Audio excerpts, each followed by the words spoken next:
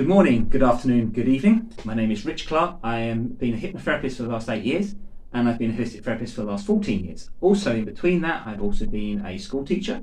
I've also worked in many fields. I've worked in the entertainment field, in the music industry. I have worked in social care. I have worked in carers. I'm a carer for my mum at the moment, but I've also done care work as well. I've also worked in many different industries and have a wide range of ideas. So, what am I going to talk about? Right. Friday's Fears and Phobias. This is about a series about the top 100 phobias in the world and how therapy, as I'm a hypnotherapist, helps cure them. So number 84, it's quite actually high up in the 100 in this, but I was quite surprised, is the fear of technology, called a technophobia. Not techno, technophobia. So you're actually, afraid of technology. So this is actually quite common because people are also afraid of change, but also the technology and the fear of the future is actually quite something that's coming up, and a lot of people are anxious. So technophobia is a constant, persistent fear of technology, and a greater depth is defined as the feeling of severe anxiety associated with using anything technological advance.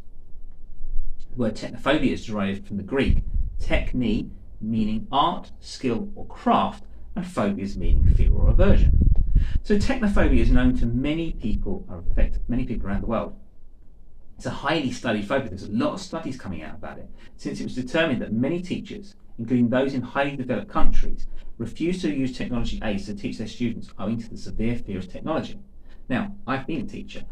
Do I prefer using interactive whiteboards? Yeah, I do. I still like to write on the board and so forth. But again, you've got to remember your pupils are technology based. So you do need things like videos, you do need visuals, you do need to create worksheets, you do need to create PowerPoints. It is important because you've got varied visual learners. You've got visual learners, you've got kinesthetic learners. So again, get more things, especially with younger children, get them to use their hands more, get them to do more physical things.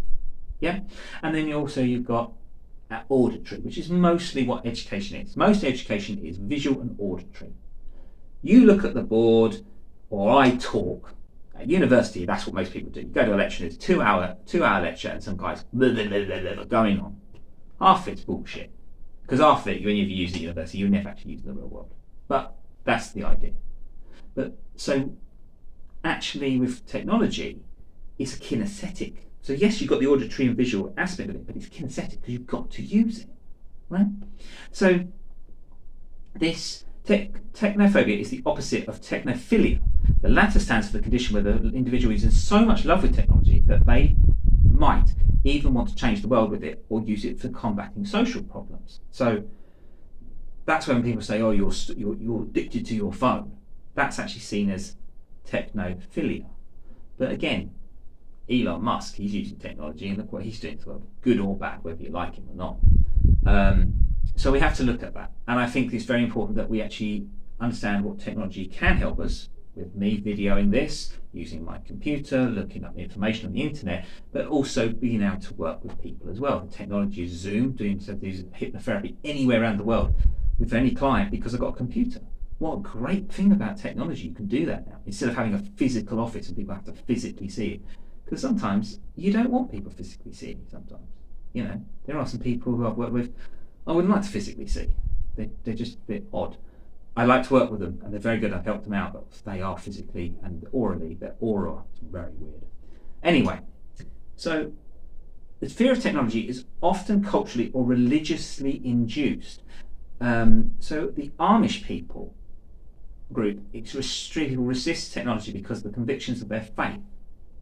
Likewise, many environmental groups are known to maintain social stance against technology. This might not be a phobia per se, but rather it is these groups believed to be the best practices. So technology is often paradoxical. It is meant to make our lives easier, but sometimes it actually complicates it further by making the devices harder to use and learn. So when you get an update on a phone, or you're like, why is this website doing this? Why is it so annoying? Blah, blah, blah, blah. We get that. But again, you learn how to adapt. Again, people feel that the way they adapt websites. You think of what the websites were in the late 90s, how awful they were, like done on DOS, and they were crappy and they used to freeze. Now websites look a lot better, and they also adapt to your phone. So a lot of phones are now actually catered for the mobile phone to make it easier. Most people actually use their phone for everything. I don't for everything, but I do with some things. I still like the idea of having iTunes and being able to put my own music on, but Spotify have updated that, and people like that.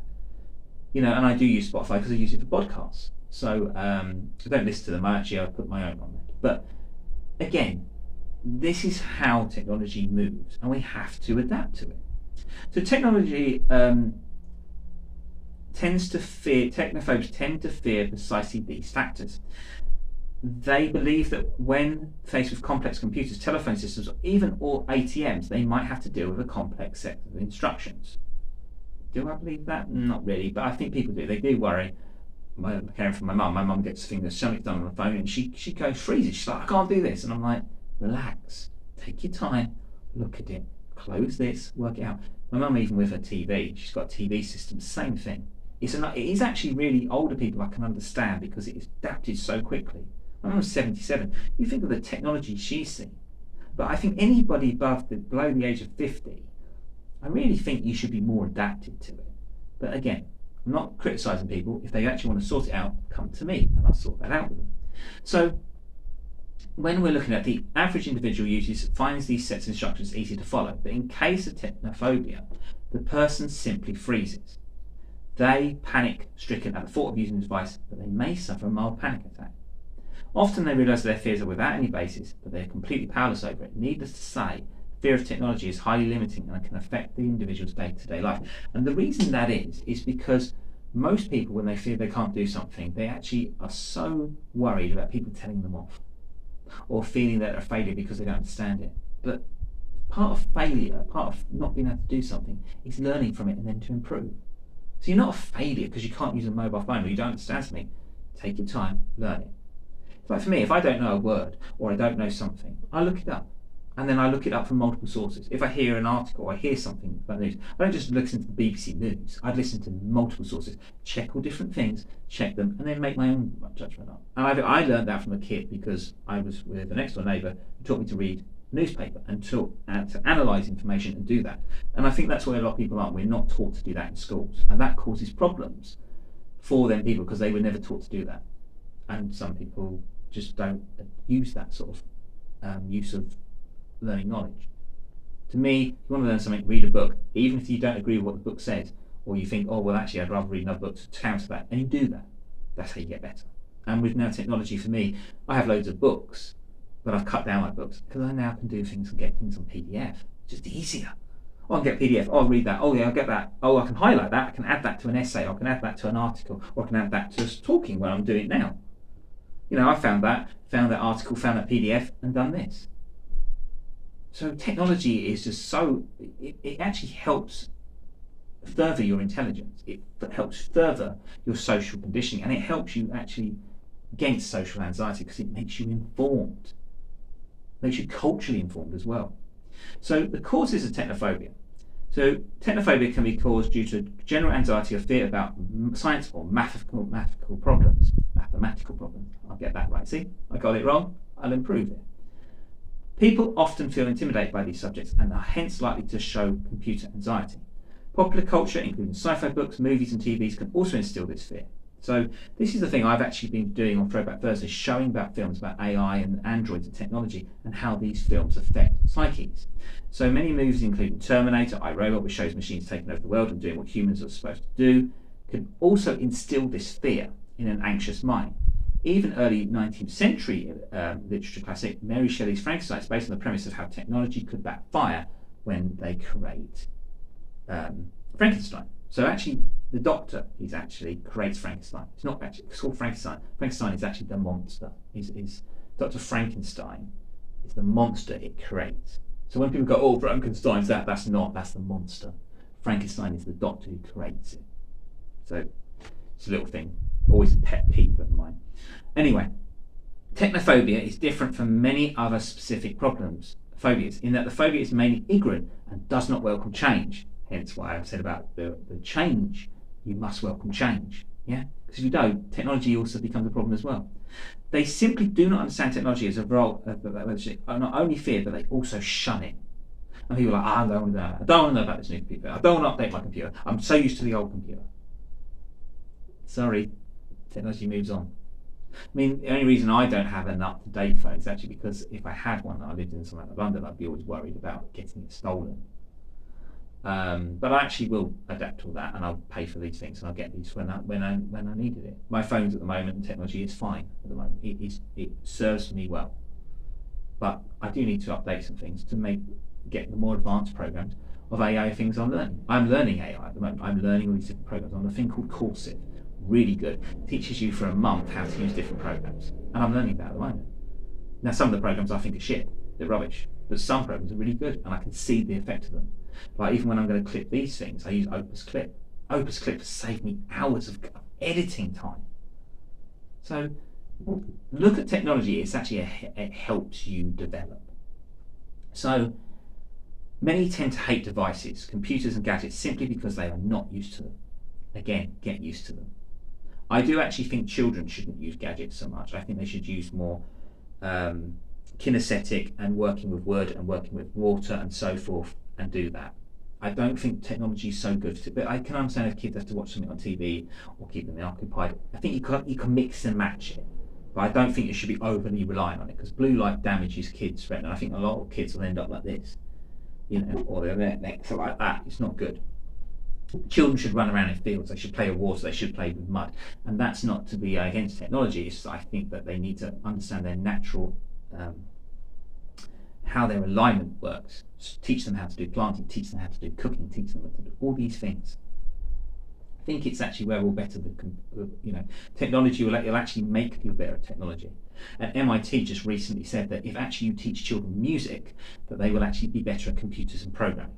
And they've actually done a whole study of that. It's a great study. And I can't share it. Actually, I'll find it. I'll share it on this video so for you to learn and read about it, because it's really interesting.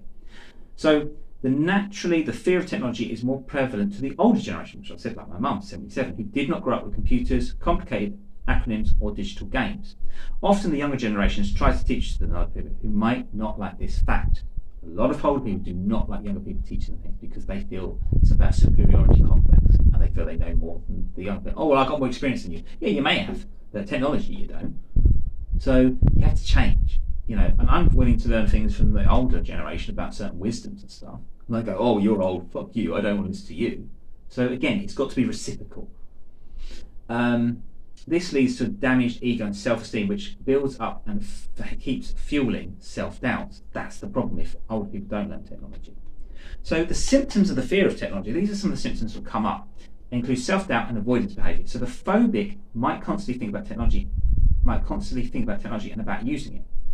The more sedate symptoms include reluctance or refusal to use computers, or preferring to withdraw cash from the human cashier or in banks rather than using the hole-in-the-wall ATM machine. Some people are like that. Some people still like using cash. I do and I don't. I've got a mixture of that. I don't think like with COVID, some people told me I couldn't use cash and I think it's a legal tender. I don't believe that. I think you should be able to use cash, and I think you should be able to use credit system. I think when everything goes to a credit system, I'm a little bit concerned the government will be able to monitor and tell you what you can and can't buy. So if you decided you wanted to buy 2 cheesecakes, but they said the government only allowed you to buy 1 in a month, I think that's bullshit, and I don't agree with that. So that's where I see it coming, because we already see it with censorship. So we can see that's going to happen with diet. Right, you've got 3 packs of Chris for your children. You can only have 1 for the week. See what I mean? That's where I think people are very concerned with that, because they've seen how rationing works. Go remember, these people came from the generation of rationing, so they still see that now. See, most people don't understand that, but that's where it comes from, rationing. So, resisting any automatic processes, being unwilling to change the new computer system software, criticising technical changes and implementations. Again, and then this one saying, I have managed for so long without technology, I can get by. Not really. I mean, what's a car? Car technology is mechanics. That's technology. You don't go walking everywhere now, do you? You've got to do walk to go abroad. You're going to go on a boat everywhere. I don't think so. And I can't go on boats anyway because I get seasick. So I can only go flying or in a car. I can't do boats. I've tried. And the experience is that's something I'll have to do when I have to move back to England one day when my mum passes and get my stuff. Is I can't go on a boat, and I'm not looking forward to it. I hate boats, but I have to do it. It's part of it. Get on with it. Grow a pair of balls, as they say, if you got The physical symptoms of technophobia include feeling breathless, dizzy, having heart palpitations, becoming angry, losing control, feeling detached from reality, being able to think or speak clearly. So how do we overcome this fear of computers? Well, knowledge is the best way of overcoming this fear. Individuals suffering from this phobia must be willing to share ideas, information and knowledge by first admitting to their phobia. That's always the best one, getting people to admit they're wrong or they're actually afraid. But again, that's what you should do. They should realise that their phobia is not something they should be afraid or be embarrassed about, and it's neither a disease nor a reflection of their intelligence. So just because you don't understand technology doesn't mean you're stupid or that you're not intelligent. Actually, a lot of people who are actually techno people are intelligent, but they can't do the normal things. They can't cook, they can't socialise properly. So again, we all have our strengths and weaknesses. Again, improve on our weaknesses, utilise our strengths. I think this is key to anybody to succeed in life.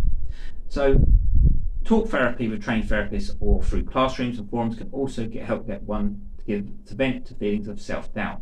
The younger generation must provide sustained support and help the older individuals suffering from this phobia. See, young people don't have patience, that's the thing. I've got patience within a point. I think my patience, I've got patience with kids when I used to teach.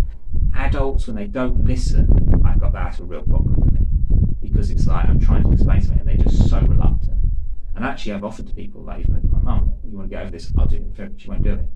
So then she's not even willing to do that. And that's everybody. That's a lot of clients. A lot of clients they've got a problem, but they weren't willing to change. They weren't willing to do things. Even my friends. That's why I don't even offer my friends this stuff. Because they're not willing to change. They just got their, and they're seeing their lives getting crap, but they're not willing to change. So I'm just letting them go on with it. And then when they moan about it, I'll say, well, you're not willing to change. And that's how I am, very cut off like that. If you're not willing to change, I don't want to hear you moaning. Not an earpiece to hear you moan. Not hearing it. No, sorry. So this is something I think the younger generation have to work on. They should also try and be a good mentor and reward every small step taken by a technophobe to overcome their fear of technology. Gradual and systematic exposure to technical gadgets are a proven method of overcoming technophobia. Now, from hypnotherapy, what you can do is actually get people to enjoy technology and love the idea of what it can do and what it can progress them. And that you can change. Because you actually find that some people who are afraid of technology is because they try to use something like a TV or something when they were younger and they broke it, or they were warned, if you do that, you touch that, you break it. That's actually what that is. So a lot of older generation were told that they touch technology like television, radio, anything, they were told they would break it. So they're so ingrained in that worry, that subconscious, that's the issue. That's what most of their issue is. So actually you can change it. But people change things. I think probably the worst thing to change in anything is your alarm clock or changing the time on your car. Like people can change the time on the phone. Try and change it in the car. That's a mission and a half. But again, you've got to get on with it. You've got to do it. Yeah? So that is, to me, that's where it can change.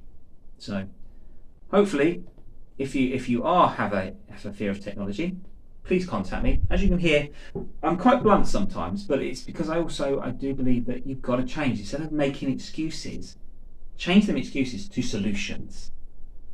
Everybody's problem-based, but you've got to change problems to solutions. And I've done that in loads of jobs. I've had loads of problems with people who are not good at jobs, systems what are crap. You've got to change it. And actually that's why I actually used to get bored a lot of jobs. Got a problem, sorted it out, came up with a solution, made the job half the time and more efficient. People don't like it. And it's not because I'm intelligent, it's just I see things and I can work out. So that's why I love hypnotherapy, because I can see the person, I can see, like, this is where their problem is, and let's change it. And it's the same with a computer. Got a problem with a computer, change it. Get rid of some of the shit on your computer. If it's too fucking slow, get rid of some of the information on it. There may be like you've got too much bloody stuff on your hard drive. Change it, get little hard drives, store them on stuff. I'm sure you don't need like something like all your birthdays of your kids always on your computer. You can put them on a hard drive. And if you worry about that hard drive, back them onto another hard drive. Hard drives are cheap.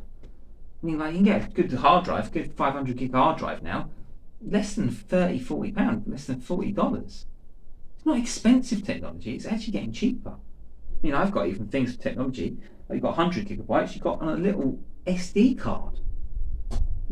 Change it. There's all this stuff to change, and stop being fearful. If you want to get over this, go to a professional like myself who can help you get over it. and also be willing to listen and adapt to that. Anyway, till next time.